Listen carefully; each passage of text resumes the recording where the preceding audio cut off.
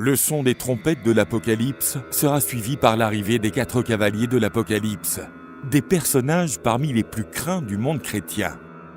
Jean l'Évangile était l'un des apôtres les plus proches de Jésus et l'un des principaux prêcheurs des enseignements du Christ. John est considéré comme l'auteur de livres bibliques parmi les plus importants, comme l'Évangile de John et les 3 épîtres de John. Mais son travail le plus important se trouve dans le livre de la Révélation. Jean l'Évangile était exilé sur l'île grecque de Patmos, où il cherchait à se soustraire à la persécution des chrétiens ordonnée par l'empereur romain Domitien. Pendant son séjour à Patmos, Jean écrivit le livre de la Révélation, décrivant ses visions prophétiques livrées à lui par un ange du Seigneur qui lui avait montré la fin des temps et le retour du Messie. Les prophéties du livre de la Révélation montrent dans le Nouveau Testament que lorsque le moment sera venu, Dieu tiendra dans sa main un parchemin comprenant 7 sceaux sacrés qui permettaient de conserver les plus grands secrets que la terre ait connus depuis sa fondation. Dans le monde judéo-chrétien, l'arrivée de l'Apocalypse va provoquer des révélations divines d'éléments restés secrets jusque-là. Mais elle déclenchera aussi des catastrophes et malédictions telles que l'humanité n'en avait jamais vues. En ouvrant les autres premiers sceaux, Dieu libéra les 4 cavaliers de l'Apocalypse sur terre, sur leurs chevaux de différentes couleurs. Le premier monte un cheval blanc.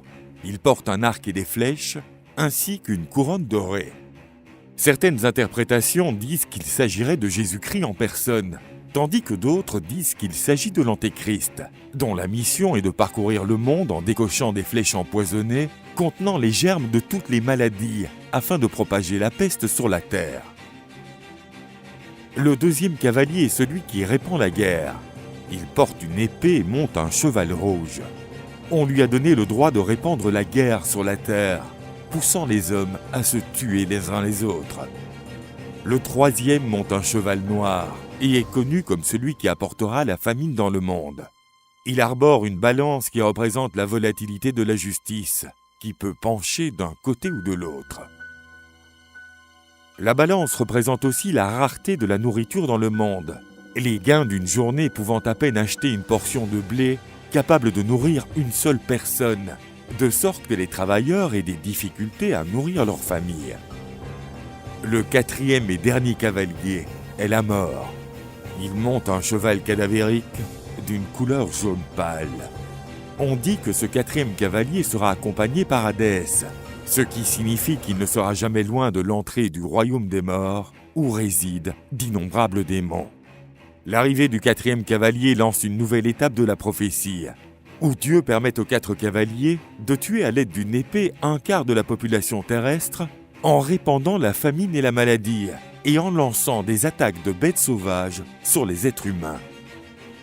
Les 2 premiers cavaliers représentent le carnage et l'oppression, qui est suivi par le cavalier de la famine, qui détruit la production alimentaire et l'espoir de nouvelles récoltes. Cela implique alors une épidémie, et l'arrivée du 4e cavalier décime alors la population terrestre. Un certain nombre d'interprétations ont été réalisées à partir du livre de la Révélation au fil des années. Certains disent que les événements décrits par Jean se sont produits par le passé, au moment de la chute de l'Empire romain. Mais de nombreux autres disent que la prophétie doit encore se réaliser et que notre monde se rapproche de plus en plus de sa fin.